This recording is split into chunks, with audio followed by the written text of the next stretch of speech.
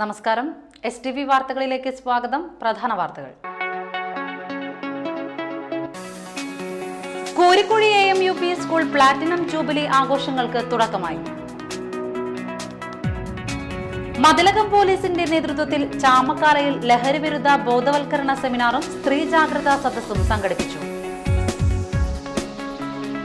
CPM Nattika local കമ്മിറ്റിയുടെ ആഭിമുഖ്യത്തിൽ ബഹുജന വിദ്യാഭ്യാസ പരിപാടി സംഘടിപ്പിച്ചു.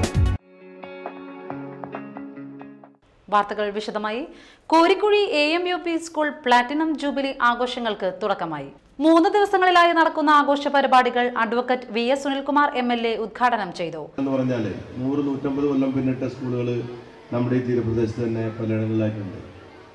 അതിന് കാരണം നമ്മുടെ ഈ നാട്ടിൽ പ്രത്യേകിച്ച് വളരെ പിന്നോക്കം നിന്നിരുന്ന സ്ഥലങ്ങളാണ് ഈ തീരപ്രദേശങ്ങളൊക്കെ ഒരു കാലഘട്ടത്തിൽ. നമ്മുടെ ഗൾഫ് നാടുകളിൽ പോയി ആളുകൾ പണിയെടുക്കാനും അവിടെ നിന്ന് ധാരാളം പണം ലഭിക്കാനൊക്കെ തുടങ്ങിയതിന് ശേഷമാണ് തീരപ്രദേശത്ത് ധാരാളം വികസന പ്രവർത്തനങ്ങൾ വരാനിടയായത്. അങ്ങനെ യാതൊരു വികസനവും ഇല്ലാതിരുന്ന കാലഘട്ടത്തിൽ തന്നെ നമ്മുടെ ഈ ഈ മേഖലയിലെല്ലാം ധാരാളം പള്ളിക്കൂടങ്ങൾ, സ്കൂളുകൾ ആരംഭിക്കുകയും ആളുകൾ അക്ഷരം പഠിപ്പിക്കുകയും ഒക്കെ ചെയ്തിട്ടുണ്ട് എന്നുള്ളത് നമ്മുടെ വികസനത്തിന് തുടക്കം കുറിക്കുന്നതിന് അത് കാലമായി എന്ന് കൂടി നമുക്ക് പറയാൻ വേണ്ടി കഴിയും.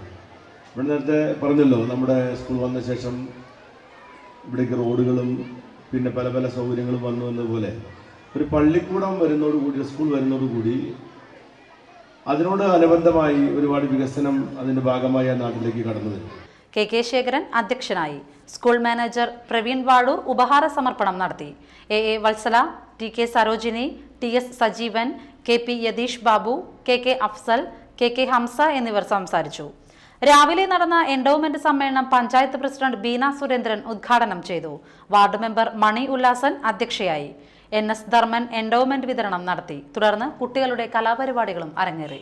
മതിലകം പോലീസിന്റെ നേതൃത്വത്തിൽ സമന്വയ സേവാ ട്രസ്റ്റ്, കുടുംബശ്രീ എന്നിവയുടെ സഹകരണത്തോടെ ചാമക്കാലയിൽ ലഹരി വിരുദ്ധ ബോധവൽക്കരണ സെമിനാറും സ്ത്രീ ജാഗ്രതാ സദസ്സും സംഘടിപ്പിച്ചു. കൊടുങ്ങല്ലൂർ CI M സുരേന്ദ്രൻ ഉദ്ഘാടനം ചെയ്തു. വാർഡംഗം ഗീതാ മോഹൻദാസ് അധ്യക്ഷയായി.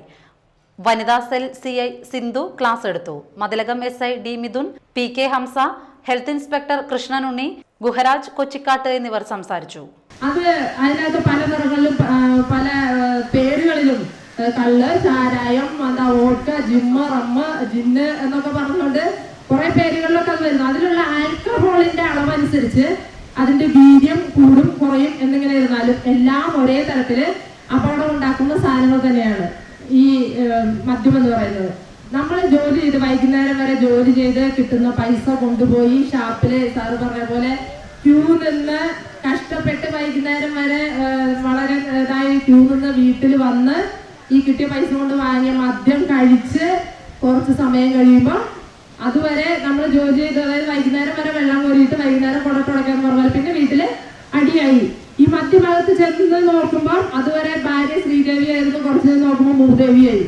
കുറച്ചു നേരം കഴിയുമ്പോൾ അമ്മയൊക്കെ വീട്ടിൽ നിന്ന് പുറത്തോട്ട് ഇങ്ങനെ എന്താ പറയാ വെടിയുണ്ട പോകുന്ന പോലെ അമ്മയും മക്കളെയൊക്കെ വീട്ടിലെ ചട്ടിയും കലവും ഒക്കെ എടുത്ത് പുറത്തോട്ട് വലിച്ചെറിഞ്ഞ് ഒരു നാടകം ആ വീട്ടില്. നാടകം ശാന്തമാകുമ്പോഴത്തേക്കും ഒരു 2 മണി 3 മണിയൊക്കെ ആകുമ്പോഴത്തേക്കും അമ്മയും സഹോദരിയോ അതല്ലെങ്കിൽ ഭാര്യയോ കുഞ്ഞുങ്ങളൊക്കെ അയൽപ്പക്കത്ത് അഭയം തേടിയിട്ടുണ്ടാവും. പിന്നെ പിറ്റേ ദിവസം രാവിലെയാണ് അവർ തിരിച്ച് വീട്ടിലേക്ക് വരിക. അന്നും രാത്രി ഇതേ നാടകം തന്നെ.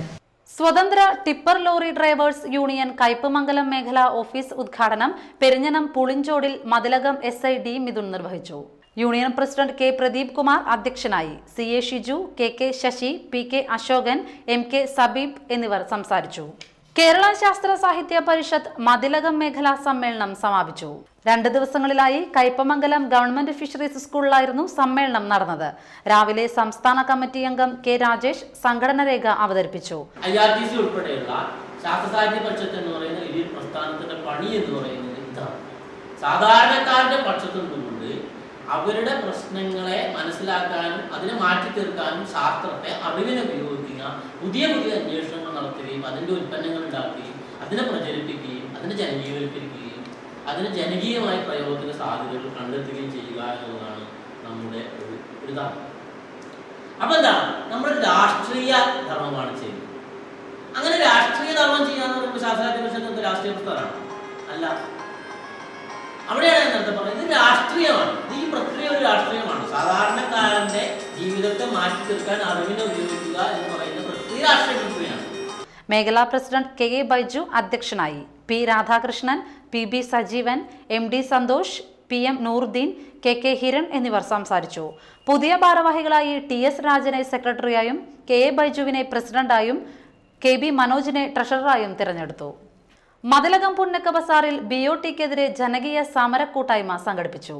NH-17 action council chairman EV Muhammad Ali ഉദ്ഘാടനം ചെയ്തു. വികസന വിരോധികളാണ്. അപ്പൊ നമ്മളൊക്കെ വികസന വിരോധികൾ എന്ന് പറയുന്ന ഒരു ഭാഗം എനിക്ക് പറയാനുള്ളത് അവരോടാണ്. ഞങ്ങൾ എന്ത് വികസനത്തിന് വിരോധം പറഞ്ഞത്? ഞങ്ങൾ പറഞ്ഞത് 50 വർഷമായിട്ട് ദേശീയപാതയുടെ 2 വശത്തുകളിലുമുള്ള വികസനം എന്നുവെച്ചാൽ സ്വാതന്ത്ര്യത്തിന് ശേഷം ഉണ്ടായിട്ടുള്ള വികസനമാണ് ഈ 2 റോഡിന്റെ 2 ഭാഗത്തും നടക്കുന്നത്. തലപ്പേറ്റ പറഞ്ഞതുപോലെ ഇവരുടെ ഭാഷയിൽ പറഞ്ഞാൽ റിപ്പൺ ഡെവലപ്മെന്റ്. ഈ റിപ്പൺ ഡെവലപ്മെന്റ് നടന്നിട്ടുള്ള ഈ വികസനം മുഴുവൻ ഒറ്റയടിക്ക് തല്ലി തകർത്തുകൊണ്ട് റോഡിലാക്കുക. ആയിക്കോട്ടെ, നമ്മൾ ഉപയോഗിച്ചിരുന്ന റോഡ് നമുക്ക് നാളെ മുതൽ ഉപയോഗിക്കാൻ പാടില്ല. അവിടെ ഉപയോഗിക്കണമെങ്കിൽ ചുങ്കം കൊടുക്കണം. ഈ റോഡിന് സ്ഥലമൊക്കെ കൊടുത്തത് ഇവരാരല്ലോ, നമ്മളുടെ. ജില്ലാ പ്രസിഡന്റ് AG ധർമ്മരത്നം അധ്യക്ഷനായി. വിവിധ കക്ഷി നേതാക്കളായ KK Shajahan, Rajesh Appattu, Ashiq, VM Jamaluddin, CS Jayan, Benny, advocate Ashraf Sampan, Surendran എന്നിവർ സംസാരിച്ചു. കയ്പമംഗലം പഞ്ചായത്തിലെ പ്രധാന റോഡുകളിലൊന്നായ കാളമുറി ബീച്ച് റോഡ് ചൊവ്വാഴ്ച മുതൽ ഓട്ടോറിക്ഷകൾ ബഹിഷ്കരിക്കും. തകർന്ന് തരിപ്പണമായ റോഡ് അറ്റകുറ്റപ്പണി നടത്താൻ ഇതുവരെ നടപടിയാകാത്ത സാഹചര്യത്തിലാണ് കാളമുറി സെന്ററിലെ ഓട്ടോ തൊഴിലാളികൾ കടുത്ത തീരുമാനമെടുക്കുന്നത്. ഗ്രാമലക്ഷ്മി, KSEB സബ്സ്റ്റേഷൻ, തായ് നഗർ, പടിഞ്ഞാറെ ടിപ്പു സുൽത്താൻ റോഡ് എന്നീ പ്രധാന ഭാഗങ്ങളിലേക്ക് കാളമുറിയിലെത്തുന്ന യാത്രക്കാർക്ക് ഓട്ടോകൾ മാത്രമാണ് ആശ്രയം. ഈ റൂട്ടിൽ ബസ്സുകൾ സർവീസ് നടത്തുന്നില്ല. കുണ്ടും കുഴിയും നിറഞ്ഞ റോഡ് നന്നാക്കാനായി പ്രദേശവാസികളും ഓട്ടോക്കാരും നിരവധി സമരങ്ങൾ നടത്തിയെങ്കിലും ഫലമുണ്ടായിട്ടില്ല. MP ഫണ്ട്, MLA ഫണ്ട് ഇവ ലഭ്യമാകും എന്ന പ്രതീക്ഷയിൽ കഴിഞ്ഞ 2 വർഷവും ഈ റോഡ് നന്നാക്കുന്നതിനായി തുക നീക്കിവെക്കാത്തതാണ് പണി നടക്കാതെ പോയത്. പുതിയ ബജറ്റിൽ റോഡുകൾക്ക് മൊത്തത്തിൽ 84 ലക്ഷം വകയിരുത്തിയിട്ടുണ്ട്. അംഗീകാരം ലഭിക്കുന്ന മുറയ്ക്ക് പണി ആരംഭിക്കുമെന്ന് പഞ്ചായത്ത് പ്രസിഡന്റ് ബീന സുരേന്ദ്രൻ പറഞ്ഞു. മഴയ്ക്ക് മുൻപേ റോഡ് നന്നാക്കാത്ത പക്ഷം യാത്രാ ദുരിതം ഇരട്ടിയാകും. ഇനിയൊരു ഇടവേള.